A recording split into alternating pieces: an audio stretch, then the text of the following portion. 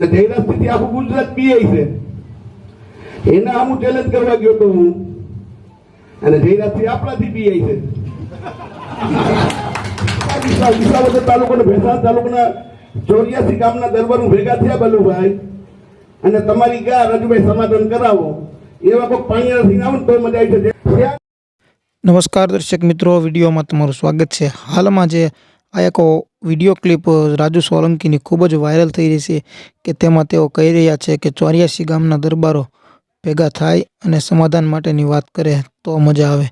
ત્યારે એ ઉલ્લેખનીય એ છે કે આ ઘટના વિશે તેઓ જણાવતા કહી રહ્યા હતા કે તેમને જ્યારે એક દલિતને જ્યારે વિસાવદર તાલુકાની અંદર મેટર થઈ હતી ત્યારે 84 ગામના દરબારો ભેગા થઈને એવું કહ્યું હતું કે અમે તમારી ગાય, ત્યારે સમાધાન કરાવ્યું હતું. એવી જ રીતે અત્યારે પણ એવું થાય તો મજા આવે એવો વાત કરતી તેમની ક્લિપ ખૂબ જ વાયરલ થઈ રહી છે. ત્યારે ઉલ્લેખનીય એ છે કે ગણેશ ગોંડલને માથે જે કેસ થયો છે અને હાલમાં તેઓ જેલની અંદર છે, ત્યારે સુપ્રીમ કોર્ટની અંદર 16 તારીખે તેમની જામીનની સુનાવણી કરવામાં આવશે. તો તમારું શું કહેવાનું થાય છે કોમેન્ટની અંદર જરૂરથી જણાવજો. શું લાગે છે, રાજુ સોલંકી હવે પછી સમાધાન કરશે કે પછી કાયદાકીય લડત લડશે?